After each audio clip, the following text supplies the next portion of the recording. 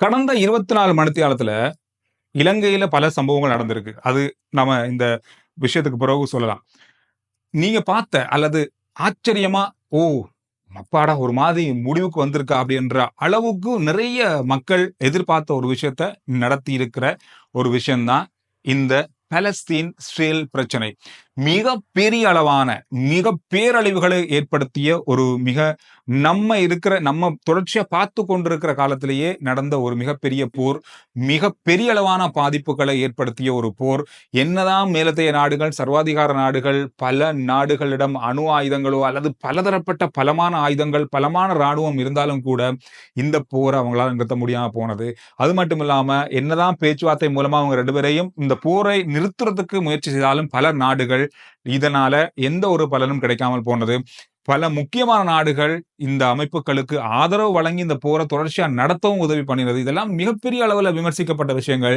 அது மட்டும் இல்லாம, என்னடா இப்படி ஒரு சம்பவம் இந்த உலகத்துல நடக்குது. இவ்வளவு பேர் ஒவ்வொரு நாளும் உயிரிழக்கிறாங்க. இத தடுக்கிறதுக்கு யாருமே இல்லையான்ற மிகப்பெரிய கோவங்கள மக்கள் மத்தியில உருவாக்கிய ஒரு போர். இந்த மாரி பல விஷயங்கள், பல விமர்சனங்கள், பல கோபதாபங்கள் எல்லாமே நடந்த ஒரு போராக இந்த பாலஸ்தீன், இஸ்ரேல் பிரச்சனை தொடர்ச்சியாக நடந்து கொண்டிருந்தது. இந்த நிமிடம் வரைக்கும் இதுக்கான சரியான ஒரு முற்றுப்புள்ளி வைக்கப்படாவிட்டாலும், ஓரளவுக்கு மன ஆறுதலா, ஓகே, இந்த போர் ஓரளவுக்காவது முடிவுக்கு வரதுக்கான ஒரு முதல் கட்ட நடவடிக்கையாவது எடுக்கப்பட்டிருக்கு அப்படின்ற ஒரு நிம்மதி கடந்த 24 மணித்தியாலத்துல எல்லா சர்வதேச ஊடகங்கள்லயும் பார்க்கிற மிக முக்கியமான செய்திகளாக இருக்கு. இந்த பாலஸ்தீன இஸ்ரேல் பிரச்சனை அப்படின்றது இந்த 15 மாதங்களுக்கு முன்பு ஏற்பட்ட பிரச்சனை அல்ல.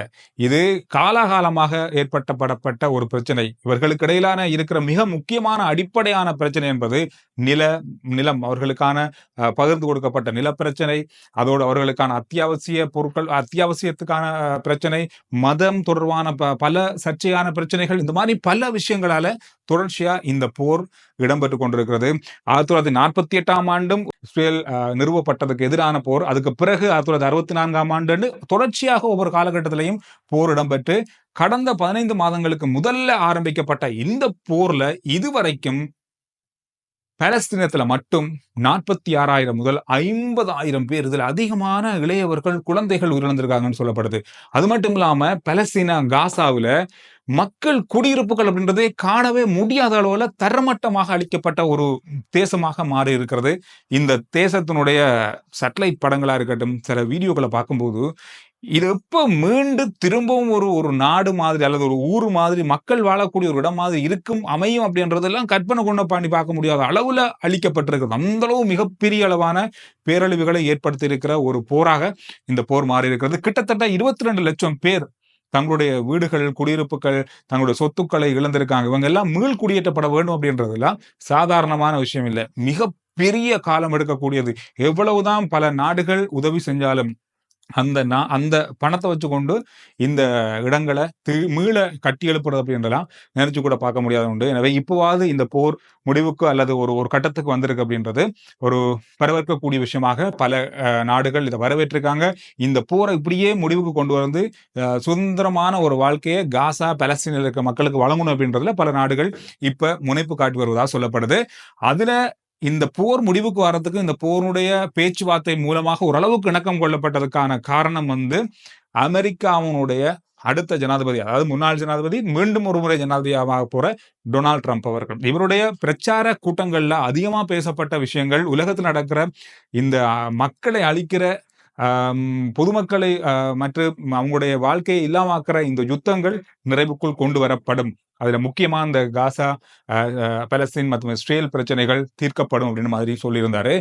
அவர் ஒரு கிழமையில இன்னும் பதவியேற்க போறாரு. பதவியேற்கிறதுக்கு பிறகு அவர் எந்த பக்கம் தன்னுடைய ஆதரவையும் அல்லது எந்த பக்கம் அவருடைய ஆதரவு இருக்கும் அப்படின்ற ஒரு பெரிய ஒரு எதிர்பார்ப்பு எல்லாருக்கும் இருந்தது. காசாக்கா அல்லது பலஸ்தீனத்துக்கா அல்லது இஸ்ரேலுக்கா, இந்த மாதிரி பல விஷயங்கள் எதிர்பார்க்கப்பட்ட நிலையில எது எப்படி இருந்தாலும் அந்த ஒரு முடிவு வாரத்துக்கு முதல்ல இந்த 2 பேருக்கும் இடையிலான ஒரு ஒப்பந்தமான பேச்சுவார்த்தை, அதாவது பலஸ்தீனத்தினுடைய ஹமாஸ் அமைப்பினர் கேட்ட பல கோரிக்கைகளை இப்பொழுது இஸ்ரேல் ஏற்றுக்கொண்டிருப்பதாகவும், அது தொடர்பான பேச்சுவார்த்தைகள் இப்பொழுது மேல் மட்டத்தில் நடந்து கொண்டிருப்பதாகவும் சொல்லப்படுது. ஆனாலும் கூட இந்த போர் இன்னும் முடிவுக்கு வரல அப்படின்றதான் முக்கியமான விஷயம். வருகின்ற 19ஆம் தேதிக்கு பிறகுதான் இது உறுதிப்படுத்தப்பட்ட ஒரு எழுத்து மூலமான அல்லது சரியான உடன்படிக்கை மூலமா இந்த போரை முடிவுக்குள் முற்றுமுழுதாக கொண்டு வருவாங்க அப்படின்னு சொல்லப்படுது.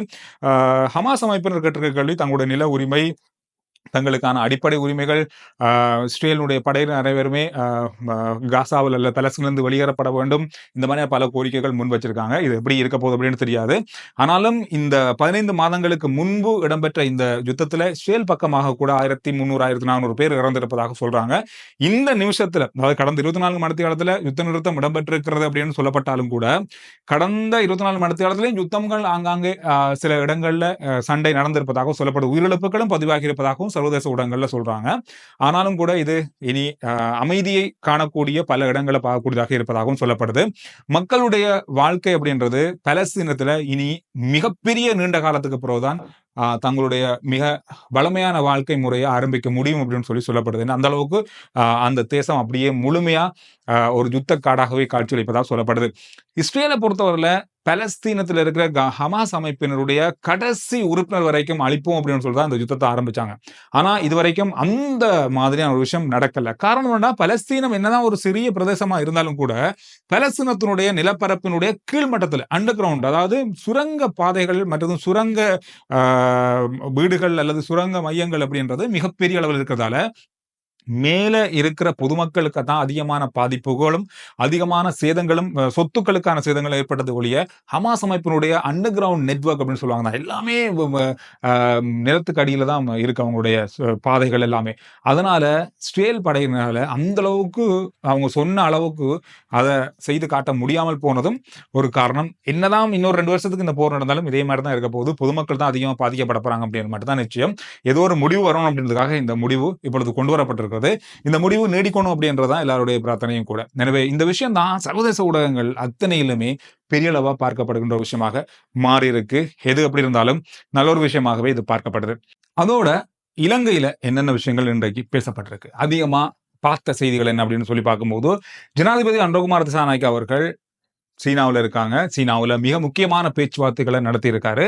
அதுல இன்னைக்கு வெளியான ஒரு முக்கியமான செய்தி, அதாவது ஹம்பாந்தோட்டை துறைமுகம் இருக்குதானே, இந்த ஹம்பாந்தோட்டை துறைமுகத்துல மிகப்பெரிய அளவிலான ஒரு எண்ணெய் சுத்திகரிப்பு மையம் அல்லது எண்ணெய் சேகரிப்பு மையம் ஒன்றை அமைக்க போறாங்க.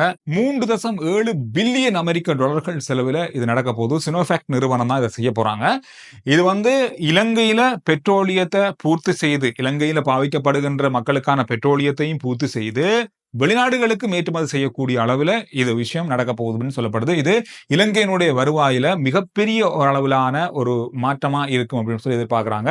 நேற்று நீங்க எல்லாரும் பார்த்திருப்பீங்க, சில ஊடகங்கள்லையும் செய்திகள்லையும் பார்த்த ஒரு விஷயம், இந்த துறைமுகத்துல 30 முதல் 40க்கும் அதிகமான கப்பல்கள் திரும்பி போயிருக்கு. அதாவது அத்தியாவசிய பொருட்கள், பல பொருட்களை ஏற்றி வந்த கப்பல்கள் திரும்பி போயிருக்கு. இதுக்கு காரணம் என்னன்னு சொன்னா, துறைமுகத்துல தரித்து வைக்கக்கூடிய இடம் காணாது, அதிக அளவான கப்பல்கள் வரதால தரித்து வைக்க இடம் காணாதால திரும்பி போயிருக்கு. இது பெரிய ஒரு விமர்சனத்துக்குள்ளாக இருக்கிறது. காரணம்னு சொன்னா, திரும்பி போறது அப்படின்றதெல்லாம் நினைச்சு கூட பார்க்க முடியாத ஒரு விஷயம். ஏன்னா திரும்பி அந்த பொருட்கள் கொண்டு வந்து மக்களுக்கு அது கொடுக்கப்பட போது மிகப்பெரிய அளவுல பொருட்கள் பற்றாக்குறை ஏற்படும். அரிசி பற்றாக்குறை மாதிரி இந்த மாதிரி நிறைய அத்தியாவசிய பொருட்களுக்கான பற்றாக்குறை ஏற்பட வாய்ப்பு இருக்கு.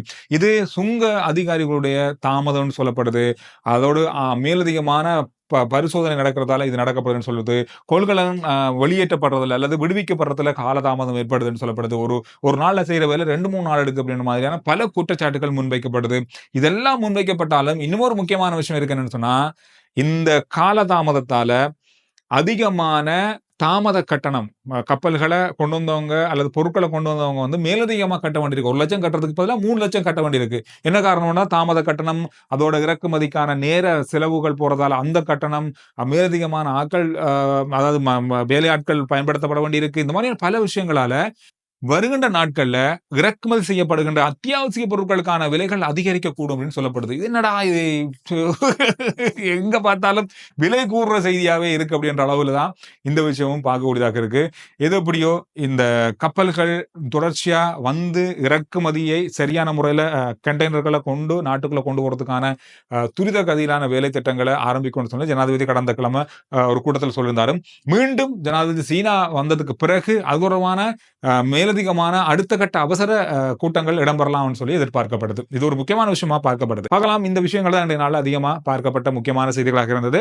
RJ Chandru report YouTube channel, Facebook page, அதோட வாட்ஸ்அப் சேனலோட லிங்க் டிஸ்கிரிப்ஷன்லையும் முதல் கமெண்ட்ஸ்லையும் இருக்கு. ஃபாலோ பண்ணுங்க.